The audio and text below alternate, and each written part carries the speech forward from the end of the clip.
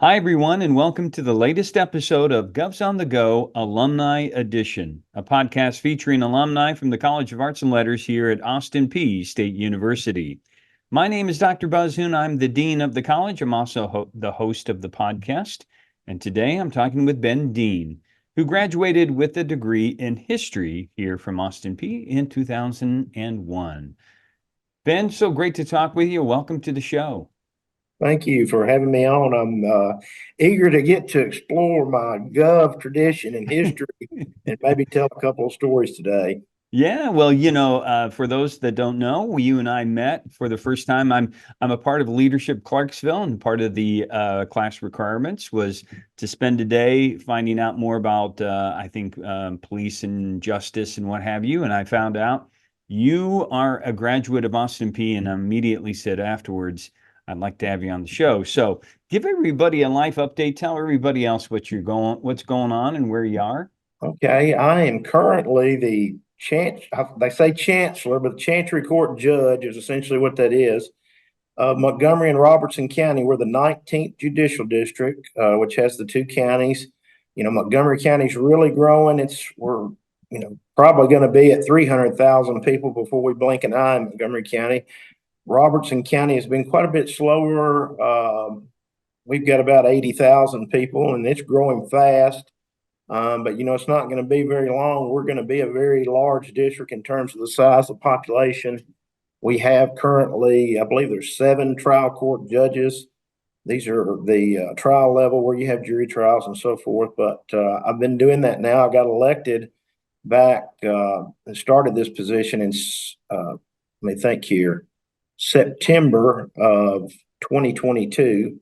So I'm now about a year and 4 months, probably into my term. It's an 8-year term. So I guess I'll have this job at least for another 6.5 years or a little more than that, depending on how things, anything else panning out. But I'm enjoying the serving in this role. The thing that the Chancery Court does so that people understand, well, what does this guy do? I'm making decisions and also looking over jury trials, which there's not a lot of jury trials, especially in Chancery Court matters. But, I'm the person that the voters, they've elected me as judge. It means I have to make judgments and decisions. And this is about people's family. This is about their inheritance, contracts, disputes. So ultimately, that's what I have to do every day is make decisions and judgments about what should happen given the facts and circumstances of a case. And that's what I see my role as, and that I've been entrusted to do for the people of this district. Well, terrific. We'll get more into your careers both as a lawyer and then later on as a judge as we progress through the show. I always like to start at the beginning. And the beginning for you, at least as far as I know, is in Springfield, Tennessee, back in Robertson County. You grew up there, and I think this is sort of a story of a local boy does good. And tell me, what was your experience growing up in Springfield, and how did that impact you? When I was a kid, Clarksville still, and this would have been in the early 80s, mid 80s, Clarksville wasn't a huge town. Springfield was much smaller. We probably had, as a kid, I imagine there was 7,000 or 8,000 people. We are the county seat in Robertson County.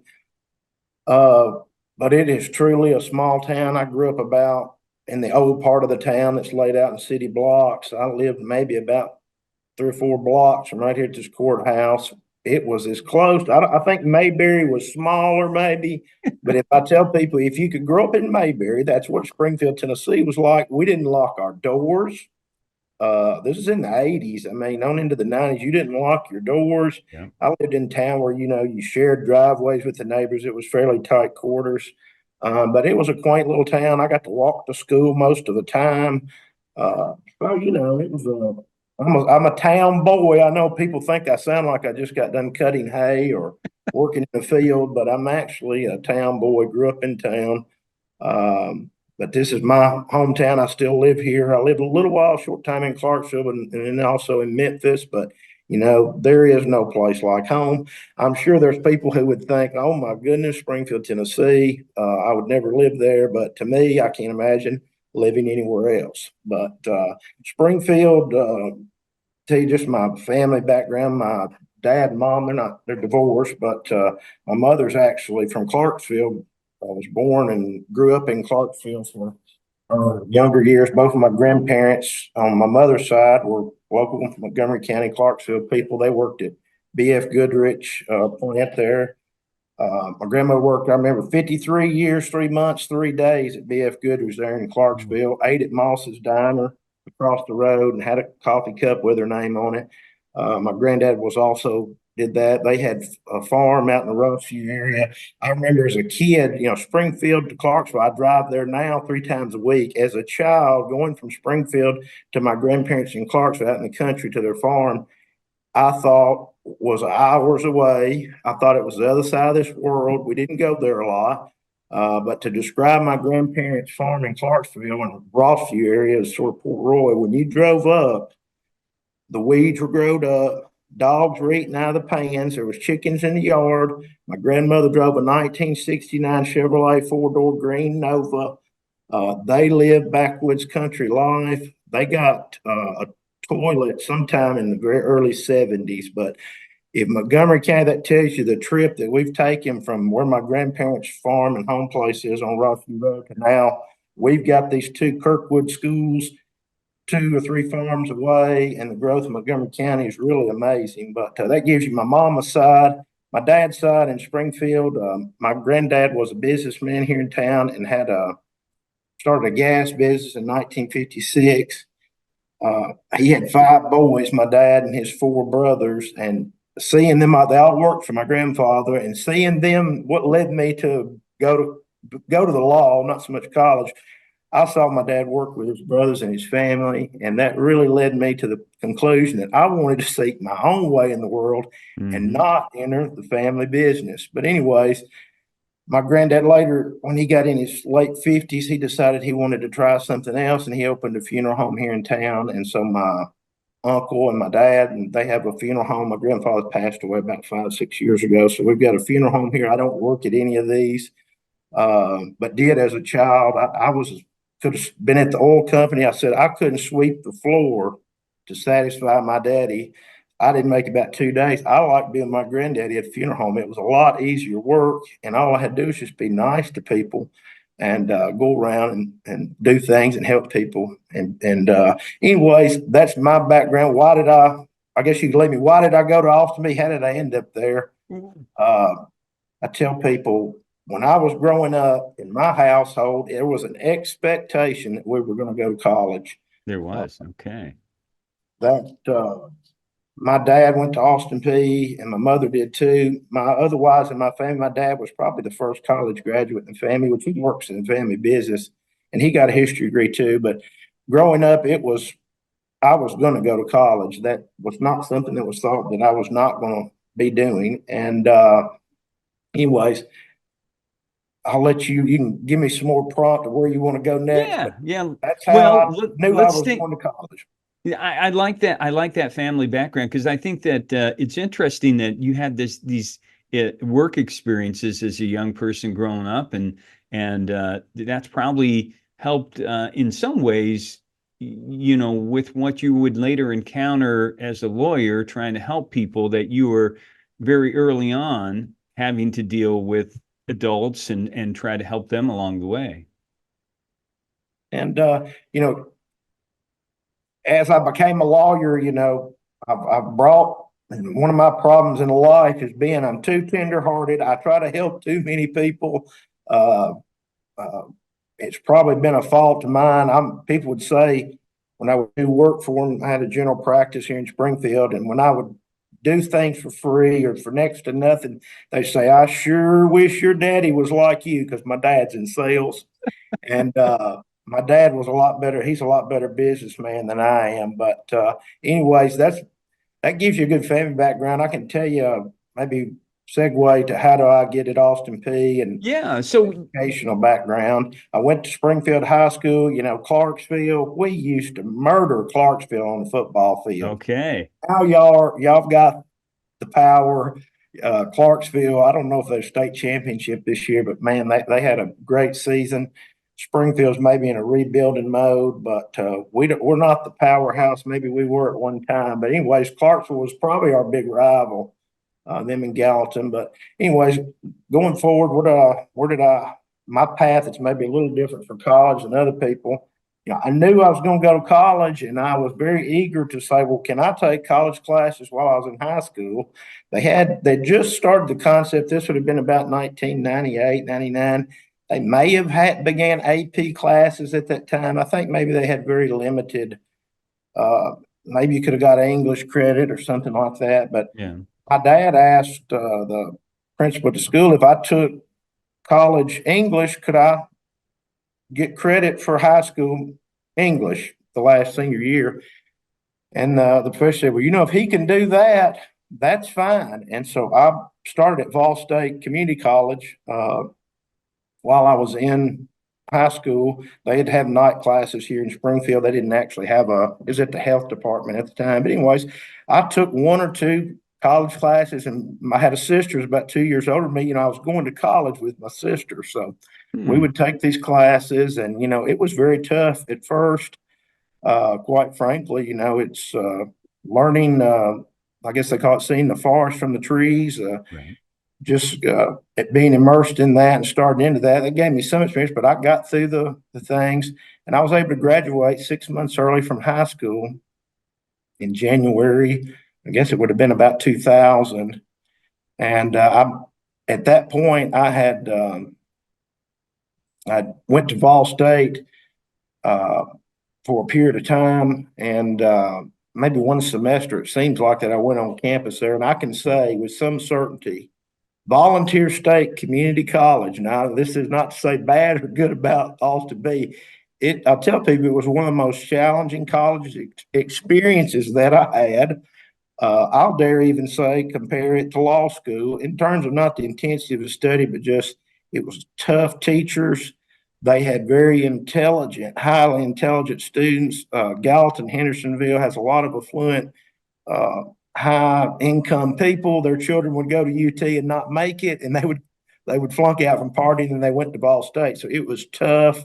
There were a lot of smart students there. I didn't make as good a grades as I made later, but anyways, went to Ball State about 6 months on campus and began at Austin Peay. And I'm thinking maybe I started Austin Peay in the beginning of 2002. Or it seems like maybe even sooner than that. But I began Austin Peay, I believe, in January, and I graduated by December of the same year. So That's incredible. I could say, how did you do it? Well, I overloaded. I took 21 hours. I took summer classes plus a summer study abroad. I got a lot of non-traditional credits. And I remember when you went to Austin Peay at Ball State, you had a student advisor that but you didn't really ever go meet with them. At Austin Peay, you had to go in 2000. I don't know if they still do this, but in 2000 and probably two, you had to go sit down with that professor that was going to be your advisor on what you were going to do and to discuss. Mine was a professor, Michelle Butts. I don't know if she's still there or She's not. still here. She's still there. Well, Professor Butts, I'll tell you, I took her Latin American history class. Ooh, boy, man, that was a tough class. But anyways, I remember her comments to me, and I said, well, I want to get out of here quick. And she said, well, you can't just get out of here. You got to. So, she wanted me to slow down a little bit. But despite that, I made efforts and was able to succeed. And I took overloads and so forth. So by December of that year, I graduated. I got a history degree, and I hate to say it, but I never took history 101, 102, 201, or 202. How did I not do that? I took CLEP test. I don't know what led me. Maybe my dad, he was on some scholarship foundations, and he said, they've got these tests for, at the time, it was $50 or $60. And if you made a particular score, you could you actually get the college credit like you took the class. You didn't get a grade for it. But anyway, so I embarked on taking those, and I probably passed 2 out of 3 that I took, and I ended up with about 40 hours of that non-traditional credits. That's incredible. Yeah, but I've encouraged, nobody ever seems to listen to me. Seek these, if you got work experience, seek out these non-traditional ways to get credits. Take these tests. If you have the knowledge, and somebody, well, how did I pass these? At the time, I don't know what the scores are now. And this is an interesting thing. Vol State had a set of CLEP scores that you had to make. And Austin Peay had a different set, even though they were all the Board of Regents, each school set their own. Well, they might have been 2 or 3 points difference, but some I passed at Vol State, but I did not have a passing score at Austin Peay. So interesting enough, I got a associate's degree at Vol State, and due to getting that degree, they reluctantly accepted my credits for the CLEP scores, even though they didn't meet Austin Peay. Now, I don't know the dynamics now that y'all are not under the Board of Regents, but anyways, that was a little bit of a struggle to get that, but it was given to me. But anyways, anything you want to hear about my time at Austin Peay? So you were overloaded with hours, and I'm wondering, you must have been studying all the time, and what do you remember anything from that year?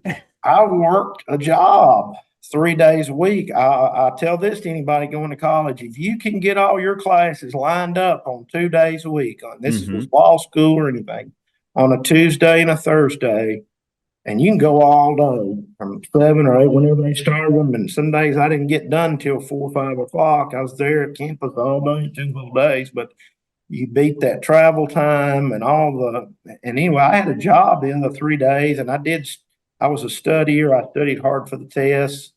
One thing I can pride myself on, I attended class. I didn't live on campus. I commuted. That's another thing that probably, a lot of people want to live on campus, and then now in looking back, man, I wish I'd have had a great time lived on campus. At the time, I was so driven, I didn't. It probably was somewhat good. I don't know if I'd be where I am today, but I had a cousin. He was about 2 years younger than me. He lived the fraternity life at Austin Peay. And man, I wish I'd have been there with him having a good time in hindsight.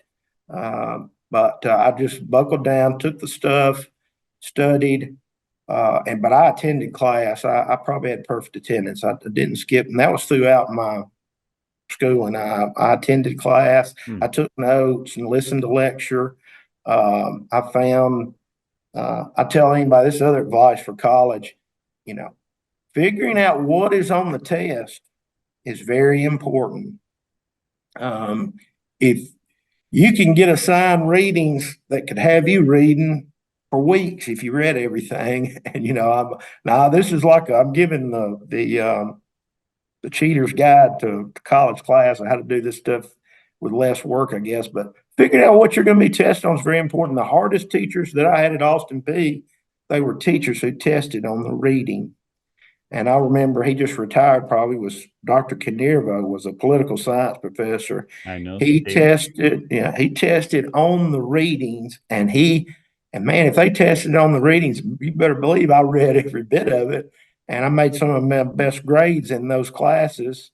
But figuring that out, law school is no different. They would give you, when you started a class, I bet you they loaded us down with $3,000 or $4,000 worth of books the first year of law school. And in reality, probably a very small percentage of those actually were tested on, or quite frankly, because the professors tested on their lecture.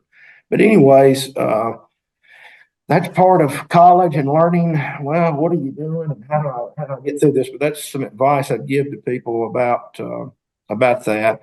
I think that's great advice, because I tell you, when I was a professor, I wanted my students to know what was important from that subject area. I didn't think you needed to know every little thing. That was what I did.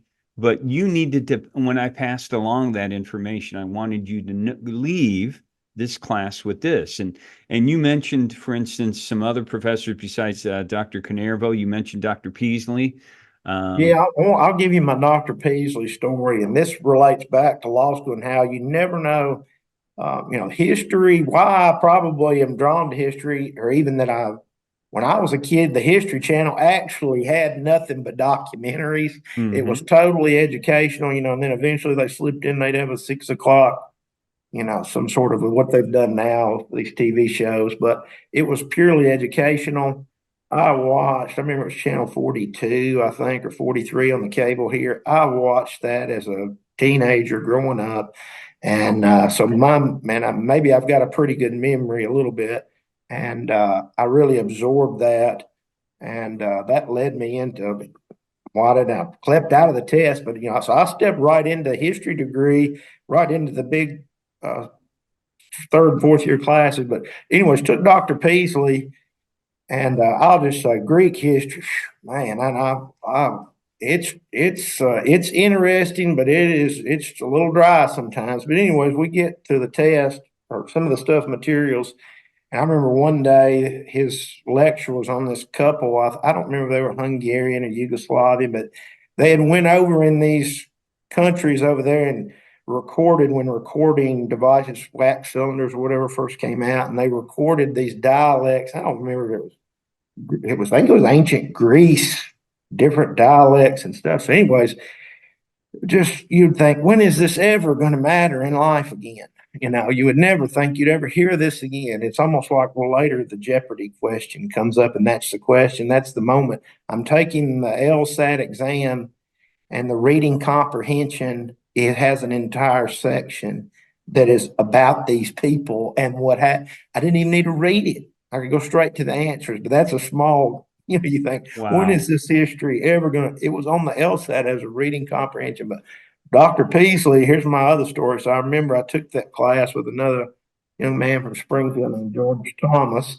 And he's very smart. He ended up with a chemistry degree and probably got a doctorate degree. But anyways, when we finished the essay test, he said, yeah, I wrote about the white rabbits. I said, what are you talking about? He said, you never seen a white rabbits on Monty Python? He said, I worked that into my essay answer. We came back, and I think I might have made a B- or a C, and he made an A. So anyways, but Dr. Peasley's class, it came in handy in the end. I want to think of some other, maybe I can think of some other professors that I really, I went on I'll tell you about my study abroad. Yeah, let's talk about the study abroad, because I think that's, I think the very valuable thing to opening up the world to you. Yeah, and I will say, my educational experience probably in your views on the world and how you look at things, how you live your life and how you see other people, politically and otherwise, it is an eye-opening and changing experience as you go out in the world and see things, and also your education. But the opportunity that I had for me to get out in my 1 year that I wanted to, and another pointer advice for anybody in school, get the degree course book, and that is your guide. How many hours do you need? And these are the requirements, and you work towards that. Amen. And don't take stuff that's not on there. If you don't need basket weaving, don't take it. But anyways, I had my degree path. I knew how many hours I needed, what I needed to do. But to get out in time like I wanted to, I needed a lot of hours that summer, and they had I believe it was a 16-hour, maybe at least 12-hour credit study abroad. And we went with Dr. Dewey Browder, who I just adore. He took me, and there was only 2 students from Austin Peay that went. So that tells you the one-on-one. This is the advantage I had over people that went to UT. When I went to Austin Peay, I took classes that didn't have 10 people in them. I took classes that might have had 20. I never had a class that I don't ever remember, maybe at Vol State, I might have had some very beginner classes that might have had 25 or 30 students in them. But Austin Peay had very small class size, which was very beneficial. You got one-on-one attention. Your teacher knew who you were at the end of the semester. I will guarantee you my brother didn't have a professor at UT that know who he is or remember his name. But Austin Peay, at least, now I know things y'all have grown a lot, comes to tuition. But in 2000, 2002, you had small class size.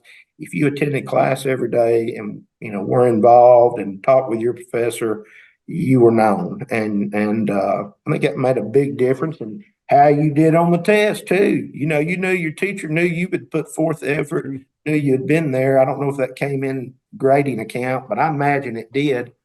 I remember the professors that I liked, the ones that made the good grades in, but the ones that I knew I got the grade that I earned.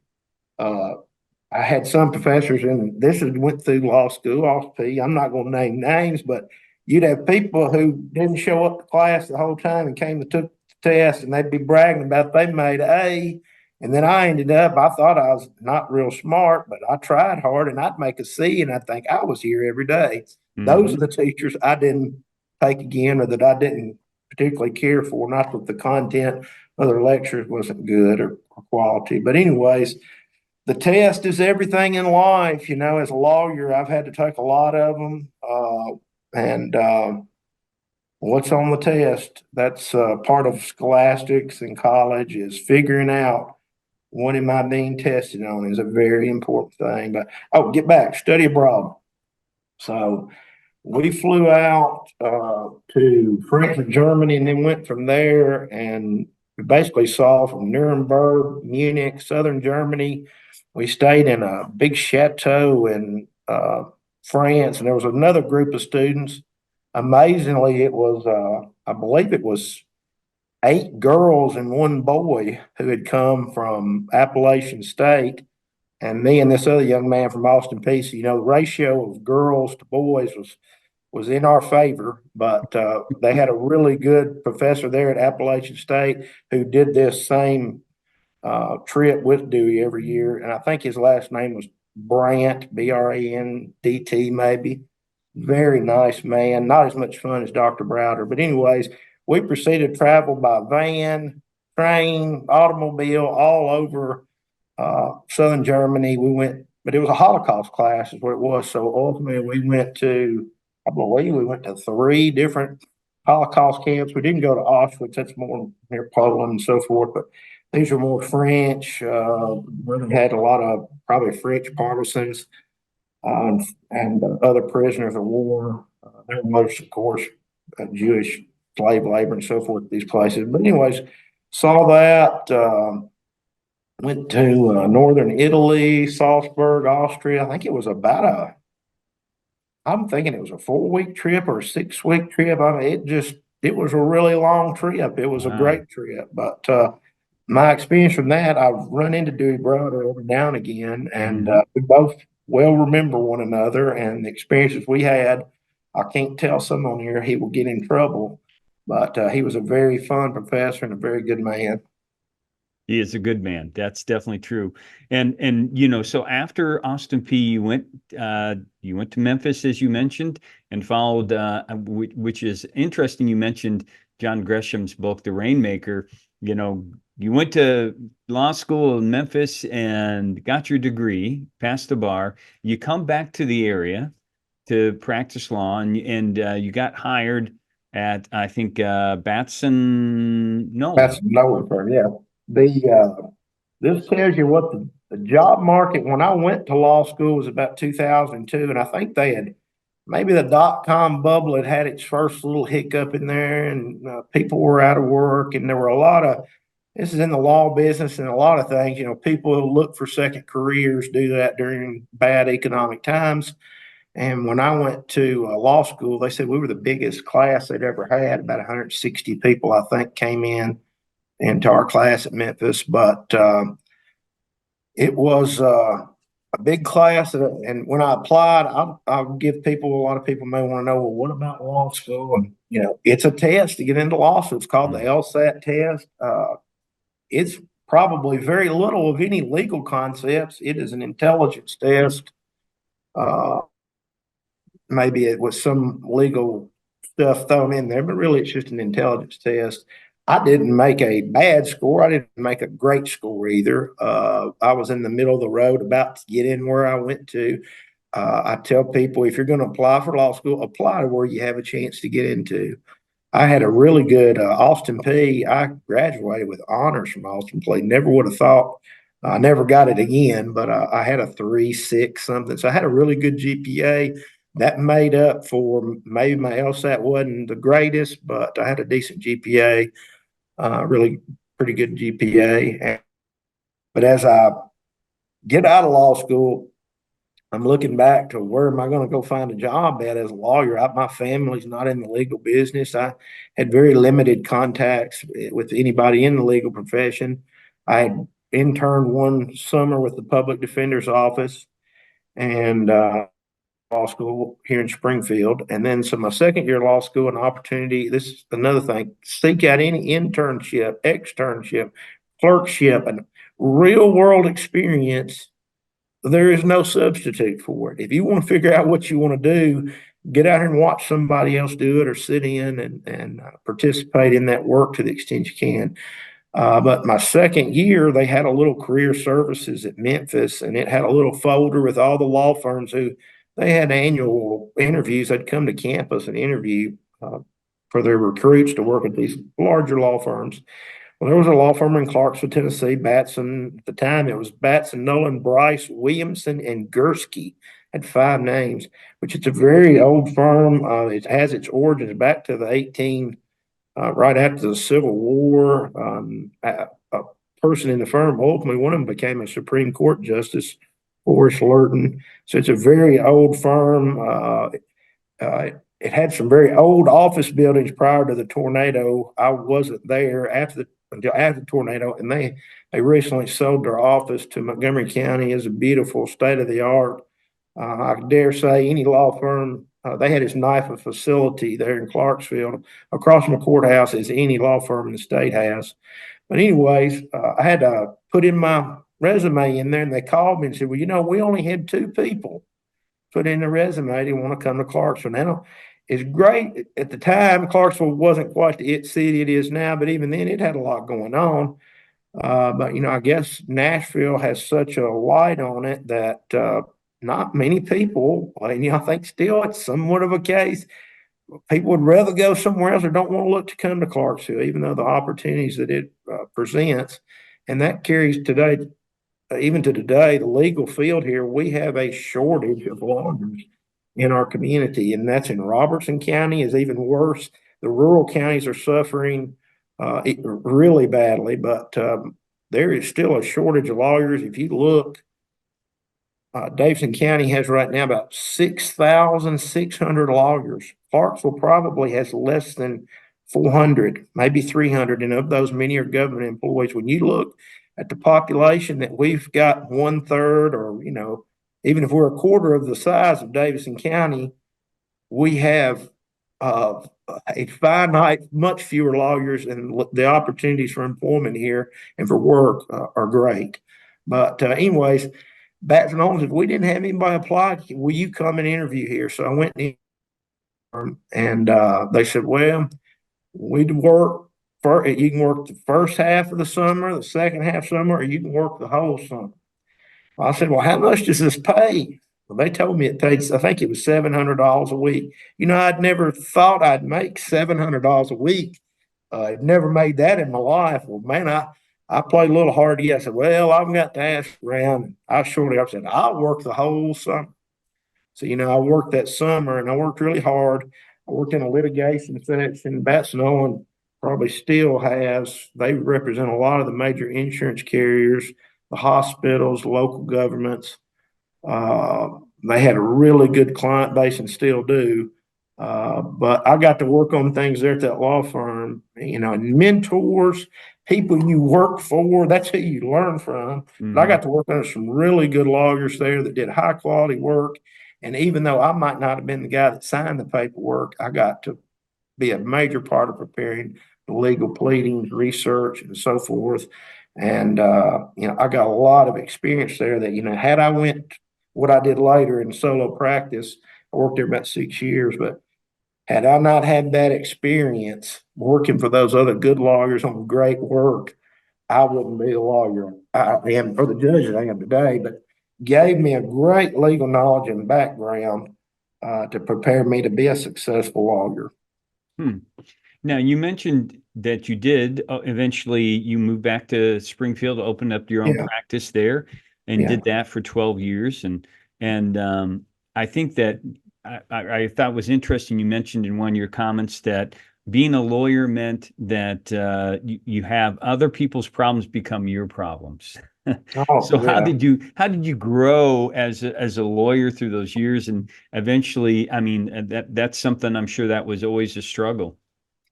You know, my heart has always been in trying to help people. And when I worked for Bass and Nolan, they did a lot of this. And most lawyers, Abraham Lincoln said, all a lawyer has is his time. You know, and Abraham Lincoln, before he did what he did as president, he built the heck out of the Illinois railroads, and he made a world of money as a lawyer billing people. When I worked at Batts and Nolan, they were a billing law firm. I didn't care too much for billing. I liked doing the work. And as I went into my own practice, and I left there on very good terms. How I came, I'll tell you how I came to leave a law firm where it was a really good law firm. But my granddad had a building here on the highway in Springfield, a little house next to his funeral home that was vacant. And he said, you know, if you want to start a law office here, you could have this building.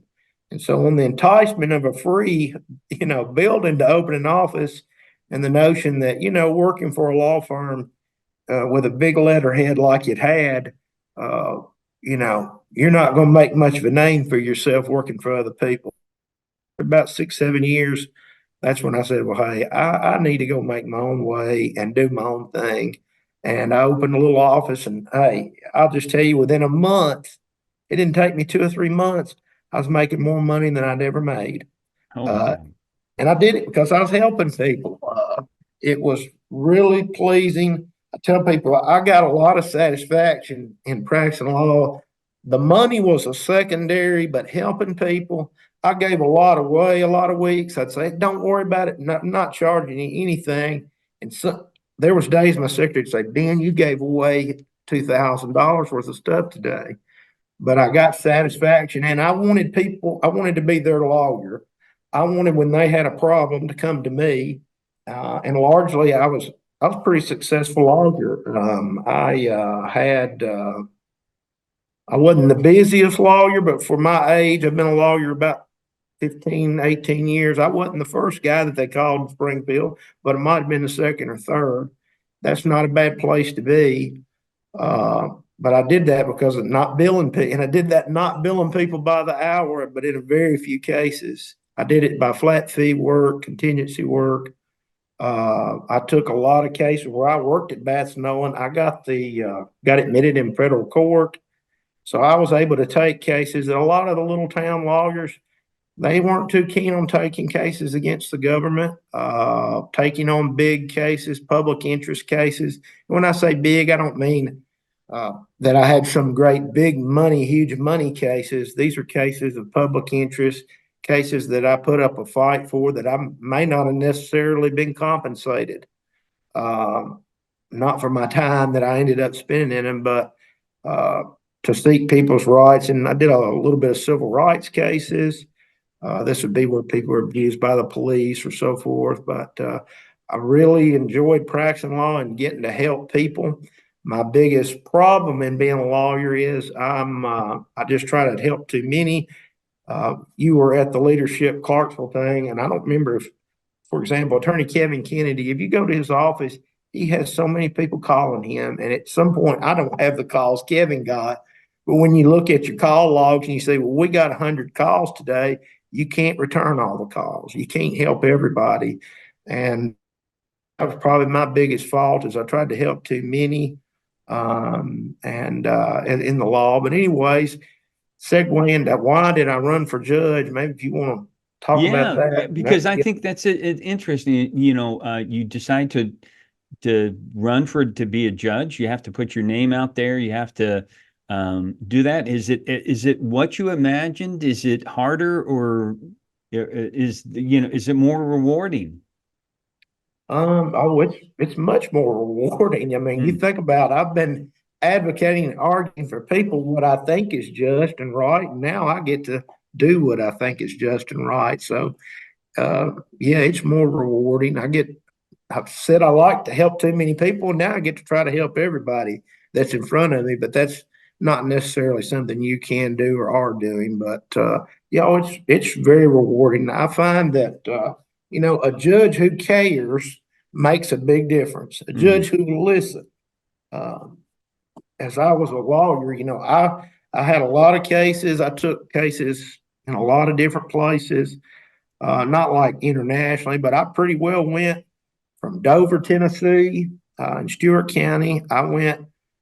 Rarely went past Sumner County, Gallatin, and I went down to Murfreesboro and Davidson County. Probably stayed out of Williamson County, but I have been around, and if there was a judge in this area for the last 20 years, most of them I've practiced from, but I know the difference between a good one and a bad one. And I didn't want to be a bad judge. I knew what I didn't need to do. And so I've taken that into now being a judge, and I hope I'm doing a good job. But, people don't tell the judge he's doing a bad job. I don't know why. So that does raise an interesting question, Ben. You've had lots of experience, firsthand experience dealing with other judges, but do you have, is there a mentor system, or is there anybody that you can seek out to say, that just to make sure that you're on the right track with how you're progressing? Yeah, I mean, we've got one thing in the Tennessee judiciary, and this is something I didn't know when you run for this position, you don't realize the support that the state of Tennessee has for trial court judges. There are only probably, I think it's there 120 or 130 trial court judges in the state. We got 8 or 10 million people, and this is statewide that are at this level of the system. Then we have our appellate courts. But our state has 3 times a year, they put on continuing education classes, and we have a conference that we go to, and the support there as far as keeping you up to speed, the continuing education, it is, they have a Tennessee Judicial Academy. When I got elected, you go to about a week long, they call it baby judges school. Nobody wants it called that, but the Tennessee Judicial Academy, but it was great. One thing I don't like about it, I got to network at my baby judges school, the general sessions judges. Those are the county judges. They were all there learning, the ones that were new. Well, when we go to our conference now, the conference is just the trial judges. We don't get to have a conference with the general sessions judges. And those were some of the funnest, nicest people that I met there. And, now I don't really I'll never really see them again because the trial judges are separate from the general sessions judges. But anyways, the support of the state for these positions, educationally wise, and keeping you up to speed is excellent. As far as mentorship, when I came into this, they said, well, every baby judge is given a sort of a mentor judge that if they need to call somebody. And mine that was assigned to me is Bill Goodman, who's a judge here in Springfield, and also in Montgomery County, he's a circuit judge. And then also Judge Wiedemeyer, he's a Court of Appeals judge. It was a trial judge here probably 20 years ago. But, I've had to I call on all the other judges when I feel like that they can add something or give me some advice on what I need to do. I'm very fortunate in this position. Some people get these judgeships and they really haven't had a really well-rounded legal background. And what I'm finding is my job is much easier because when you generally know a lot of legal concepts and have encountered a lot of broad different things, I had a very broad practice. It makes this job a lot easier when you know what the law is, because I get to decide what the result should be and either finding the law to get me there or vice versa. What's the law and how do I apply that? Knowing what that is without having to go dig and spend hours finding it makes this job much easier. But anyways, these are things that I've come to the conclusion of a year and 4 months into this. Yeah. And you mentioned, and I think a lot of people naturally are hesitant or fearful of being in a courtroom, but there are the occasional happy times. Oh man, we get to my favorite days are adoption days. When you get to see people get to adopt a child. There's no better day in my court than when that happens. Now, aside from that, I don't know if there's a whole lot of other happy days. Some people are happy to get their divorce, but and then, there's winners and losers in every Sure. case sometimes. Absolutely. Everybody necessarily, when you have a trial, people know if you're kicking it up for me to decide you guys couldn't agree, somebody's going to not get what they want, or, the baby's going to be proverbially split. But I'm enjoying it. Montgomery County in particular, y'all, I just showed y'all earlier. I showed Dr. Hoon my office and here in Springfield, and we have a very historic courthouse here that is crumbling apart to a certain extent. Montgomery County has, even though now it's getting old, the courthouse that was built after the '99 tornado. Y'all have excellent facilities. Y'all have got great security at your courthouse. I mean, it's a nice place to be a judge in Montgomery County, Clarksville, and y'all got all the amenities to make it nice courtrooms. They're modern. They have all the technology.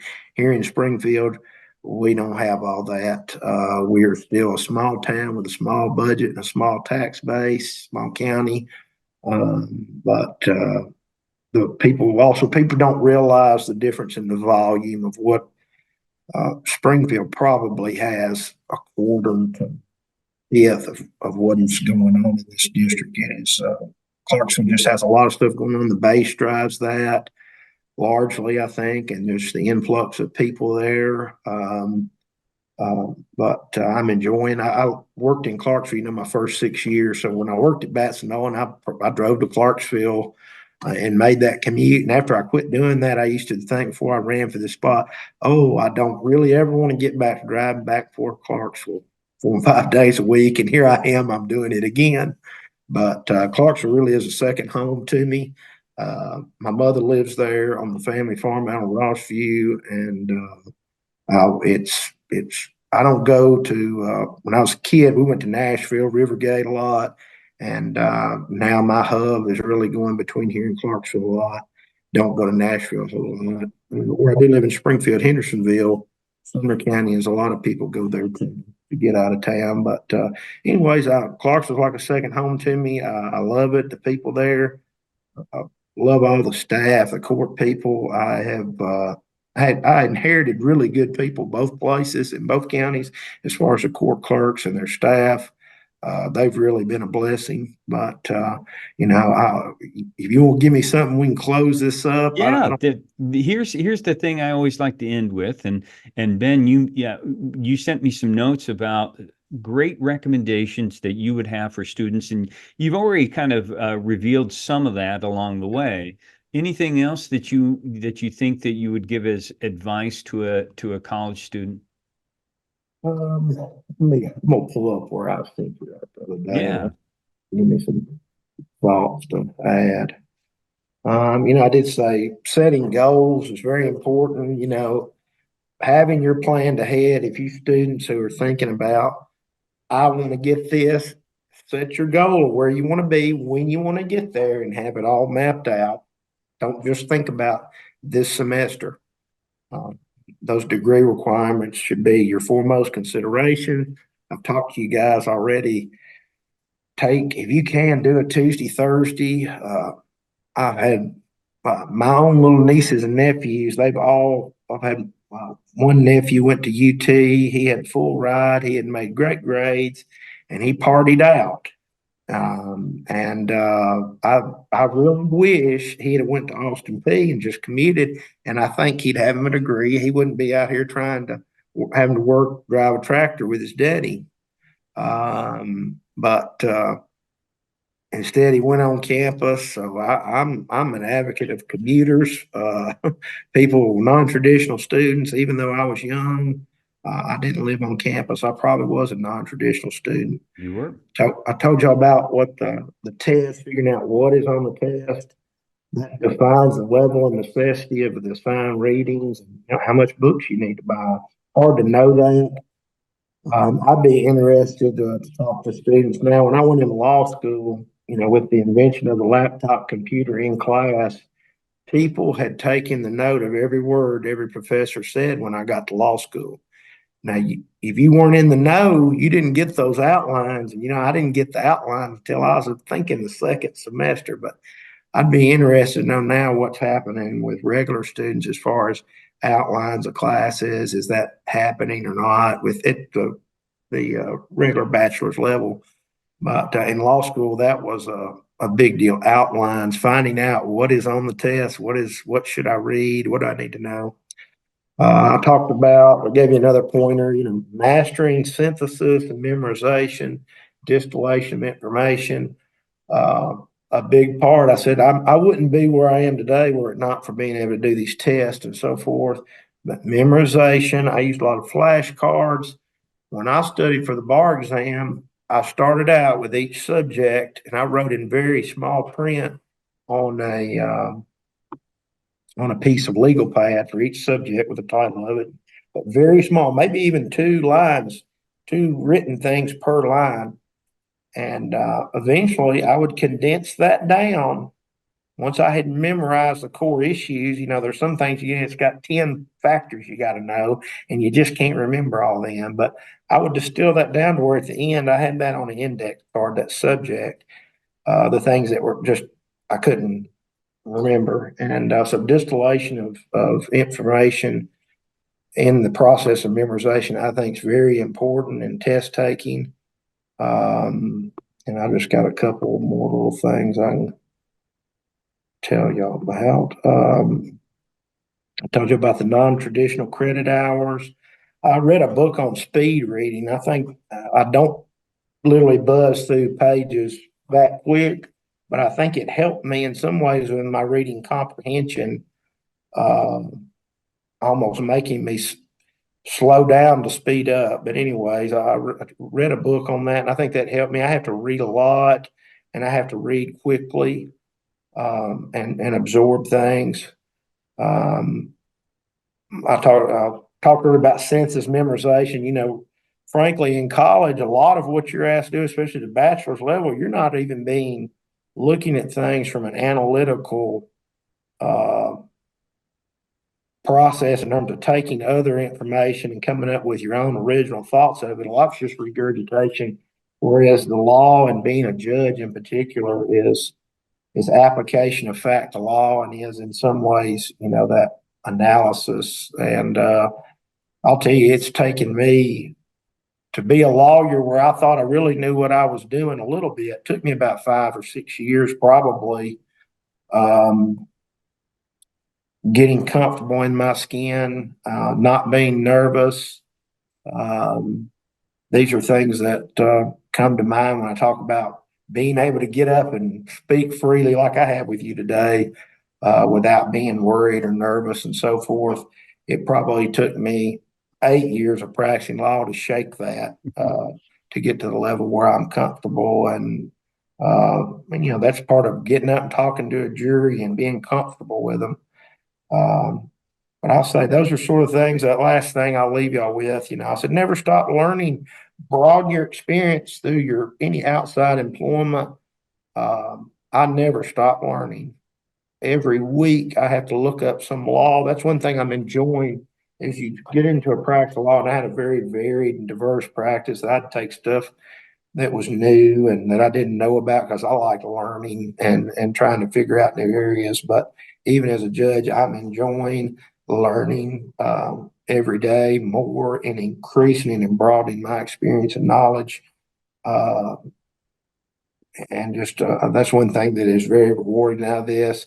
As good of a lawyer as I was when I started this, when I finish this part, I should be very, very knowledgeable in the law, as compared to probably a large, large percentage of lawyers and people in the judicial and legal field, just based on all the different concepts and things that I'll see in court. Well, it's been not only great to have you on the podcast, Ben, it's also good to know that you're out there advocating for people and you have their best interest and you have such a great heart for what you're doing in your career. Buzz, thank you for letting me be on. I hope I know I hadn't let you say a lot today, and I think I went over my time probably. That's all right. That's the best way to do this, is to have you talk. Yeah, but I've really enjoyed it. Thanks for letting me be a part of this. And for any of you guys who are students, you can do it. If I can do it, you can do it. I can guarantee you, never would have thought I'd be here today. But Austin Peay made it happen, and he can make it happen for you too. Oh. So good luck to all of you. Thanks, Buzz. Thank you, Ben. And thanks to all of our viewers and listeners out there for checking out the podcast. We hope that you will join us next time as we continue to profile some of the outstanding alumni we have here in the College of Arts and Letters at Austin Peay. So until next time, stay safe, Thanks, take Buzz. care, and God bless.